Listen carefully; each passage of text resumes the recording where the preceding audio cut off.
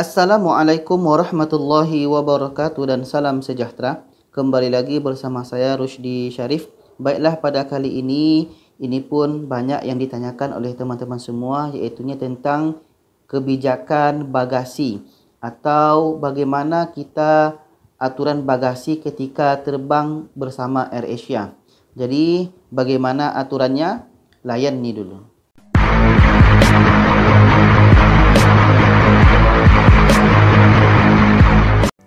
Jadi teman-teman semua, ini adalah tentang bagasi yang kita terbang bersama AirAsia ya. Kalau pesawat lain mungkin ceritanya beda lagi, mungkin kebijakannya sama atau mungkin bisa jadi kebijakannya berbeda. Maksud kebijakan itu maksudnya peraturan ya. Bisa jadi peraturannya sama atau peraturannya beda. Jadi ini langsung saya ambil dari websitenya AirAsia atau langsung saya ambil dari informasi resmi AirAsia. Dan ini kenapa nombor 6? Ini adalah syarat-syarat terbang aman bersama AirAsia. Jadi saya akan ambil poin nomor 6 karena ini yang banyak ditanyakan, iaitunya tentang bagaimana aturan atau peraturan bagasi ketika kita naik pesawat selama musim COVID-19 ini atau selama musim corona ini. Jadi untuk pengetahuan awal bahwa ini hanya aturan bagasi kabin. Maksudnya apa? Bagasi kabin ni adalah barang yang kita bawa bersama ke dalam pesawat. Contoh yang kita masukkan di atas tempat duduk itu. Jadi untuk kali ini, untuk semasa musim corona ini, bagaimana aturan bagasi kabinnya? Ada aturan yang telah ditetapkan oleh AirAsia.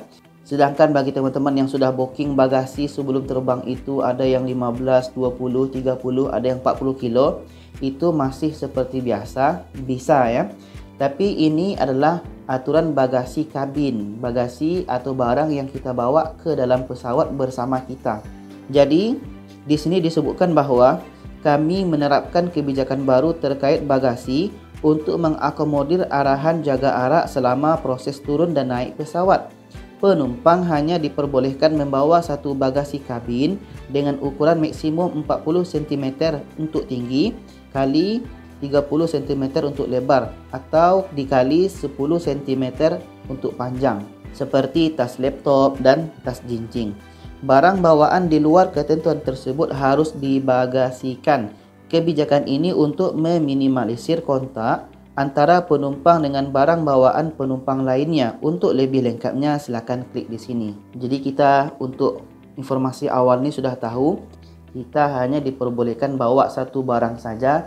Kalau seandainya tentengan kita ada dua, maka yang lain itu silahkan masukkan ke bagasi kita yang lain. Karena ini adalah peraturan AirAsia. Jadi teman-teman yang terbang bersama AirAsia dalam waktu dekat ini atau dalam bulan ini, selama peraturan ini masih ada dan belum dicabut dan belum ada informasi terbaru, maka peraturan ini masih akan ada. Apalagi di musim-musim COVID-19 ini. Jadi sekarang kita terus saja ke informasi rincian tentang bagasi kabin. Dan ini contoh barang yang bisa kita bawa ke dalam kabin pesawat. Informasi terkini mengenai COVID-19. Jadi penumpang hanya diperbolehkan membawa satu bagasi kabin yang dapat berupa satu tas laptop atau satu tas tangan atau satu tas jinjing. Dan teman-teman yang ada bawa melebihi barang-barang ini maka tidak boleh. Di sini kita bisa lihat dengan jelas ya bahawa gambarnya seperti ini, tas laptop, tas yang kita letakkan di belakang, yang kita letakkan di punggung kita itu. Tas tangan ni bagi perempuan, juga tas jinjing ni ya. Jadi pastikan barang kita hanya satu saja dibawa ke dalam kabin pesawat. Barang bawaan tersebut harus sesuai dengan ketentuan yang berlaku untuk dibawa ke dalam kabin. Ini yang tadi, ukuran tidak melebihi batas maksimal 40 cm untuk tinggi, 30 cm untuk lebar, 10 cm untuk panjang. Bobot tidak melebihi batas maksimal 7 kg. Kita pun sudah tahu bahawa barang yang boleh kita bawa ini tidak boleh melebihi 7 kg kalau kita mau bawa ke dalam kabin pesawat. Ke bawahnya lagi, jika bagasi kabin Anda tidak muat diletakkan di bawah kursi, okey, kita sudah faham ya. Berarti nanti bagi teman-teman yang terbang itu tidak boleh meletakkan barang yang di atas tempat duduk kita itu. Karena untuk sekarang ini kita belum bisa untuk meletakkan barang, dan barang yang kita bawa itu diletakkan di bawah kursi. Jadi nanti jika bagasi kabin Anda tidak muat untuk diletakkan di bawah kursi, Anda wajib mendaftarkan bagasi yang beratnya tidak melebihi 7 kg. Silahkan mendaftarkan bagasi Anda di kaunter bagasi.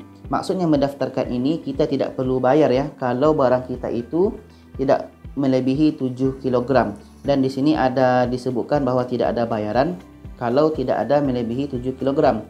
Yang kedua, jika berat bagasi melebihi 7 kg, Anda akan dikenakan biaya untuk setiap penambahan berat bagasi per kilogram. Jadi jelas ya, kalau masih di bawah 7 kg tidak ada bayaran. Kalau beratnya melebihi 7 kg maka akan dikenakan biaya.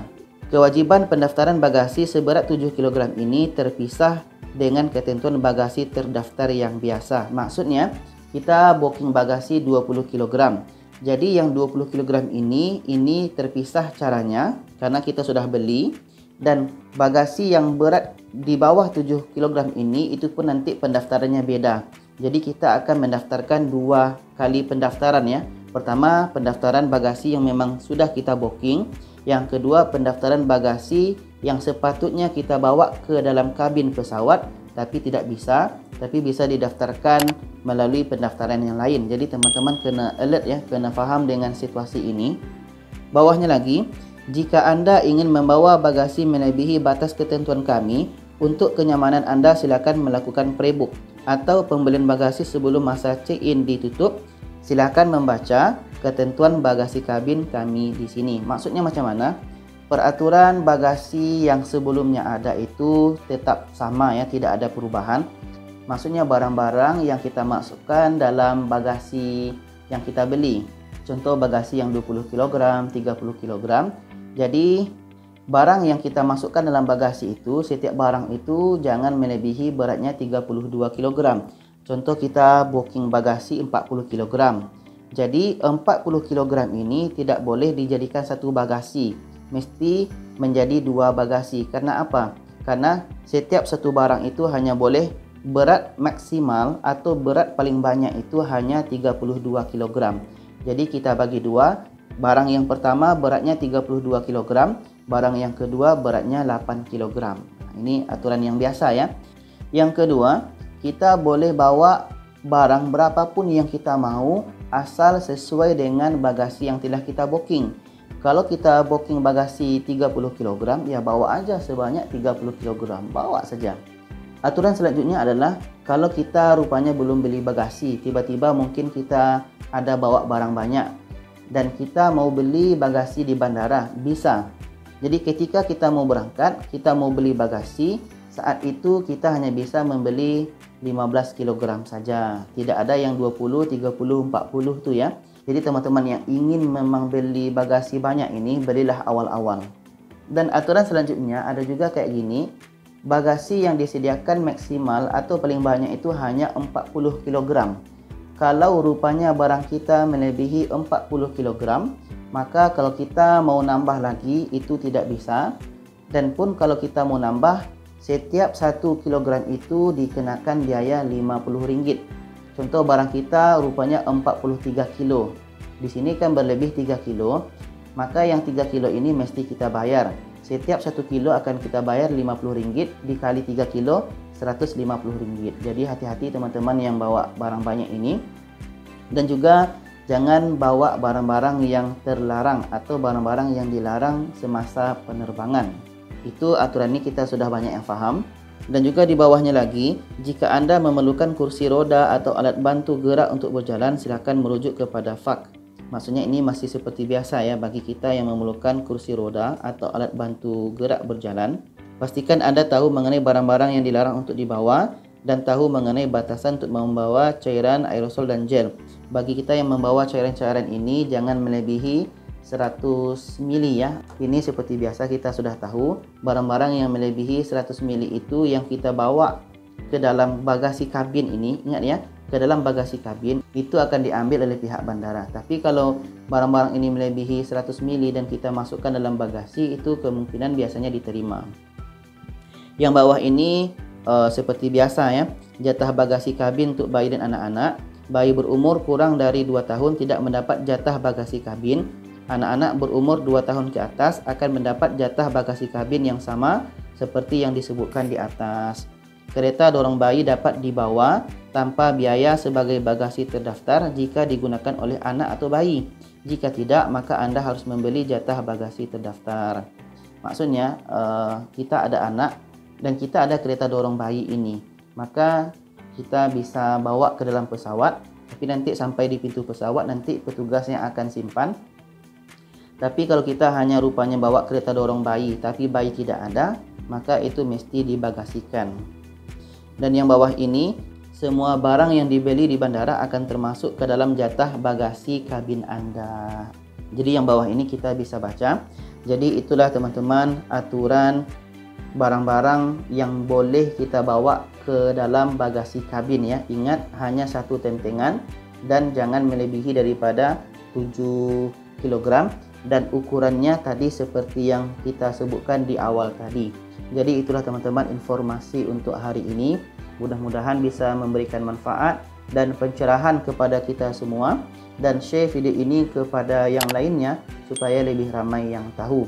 Terima kasih. Wassalamualaikum warahmatullahi wabarakatuh.